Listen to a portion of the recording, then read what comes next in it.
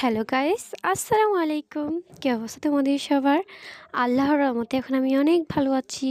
Welcome to my daily blog. তো আজকের ব্লগে তোমাদের সাথে আমি শেয়ার করব চাউমিনের এই রেসিপিটা।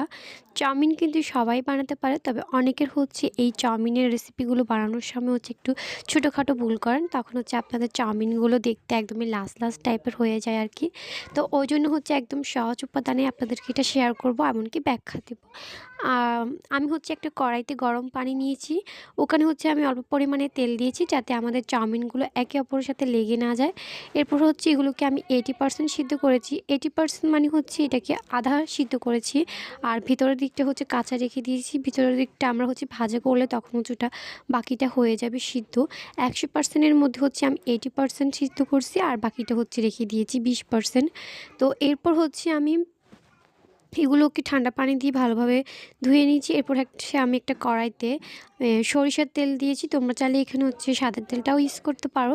তো সরিষার তেল দিয়ে হচ্ছে আমি একটু গরম করে এরপর হচ্ছে গাজর দিয়েছি। গাজরগুলোকে একটু ভাজা করে নিয়ে এরপর হচ্ছে এক সাইডে রেখে দিয়ে আমি হচ্ছে এখানে পেঁয়াজ কুচি দিয়েছি।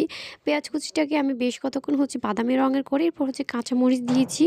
আর তোমরা অবশ্যই চাউমিনের রেসিপিটা যদি সবজি দিয়ে করতে চাও, তাহলে অবশ্যই সবজিগুলো ৩-৪ রকমের নিতে পারো। আমাদের ঘরে হচ্ছে ঢ্যাঁড়স ছিল, এমনকি ফুলকপি, বাঁধাকপিও ছিল। আমি ওগুলো নিই নাই, কারণ ওগুলো দিয়ে আমার খেতে কেন জানি না ভালো লাগে। তোমরা চাইলে ওটা দিয়েও বানাতে পারো। আর না হয় আমাকে কমেন্ট বক্সে বলে যেও যে ওটা দিয়েও যদি আমি তোমাদেরকে চাউমিনের রেসিপিটা দিই, তাহলে আমি তোমাদের সাথে অবশ্যই ভেজিটেবল চাউমিনের রেসিপিটা শেয়ার করব। তো এখানে হচ্ছে আমি টমেটো কুচি দিয়েছি।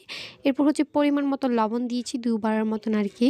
তোমরা তোমাদের পরিমাণ মতন দিবে, কারণ এখানে টমেটো, গাজর সব কিছু মিলে একটু হচ্ছে লবণ লাগবে একটু বেশি। আর এমনি যদি চাউমিনটা বানাতে, তাহলে হচ্ছে চাউমিনের মধ্যে আর লবণটা দেওয়া লাগতো না।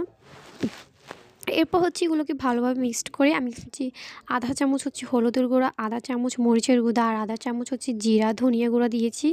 এগুলোকে ভালোভাবে একটু নাড়াচাড়া করে আমি হচ্ছে একপাশে একটা ডিম দিয়েছি। তোমরা চাইলে এখানে ডিমের পরিমাণ ২টাও নিতে পারো। আমরা যেহেতু এখানে সবজি ইউজ করেছি আর আমাদের চাউমিনের পরিমাণটাও কম, সেজন্য হচ্ছে আমি এখানে একটা ডিম দিয়েছি। তোমাদের যদি চাউমিনের পরিমাণটা বেশি থাকে, তোমরা অবশ্যই ২টা ৩টা ৪টা যে কোনো দিতে পারো, কয়েকটা দিতে পারো। যাই হোক, এগুলোকে আমি ভালোভাবে ভেজে এরপর হচ্ছে চাউমিনগুলো দিয়ে দিয়েছি।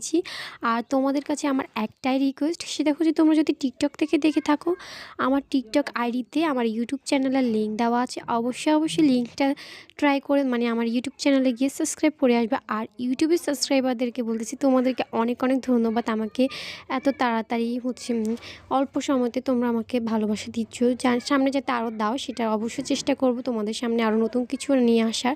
তো এদিকে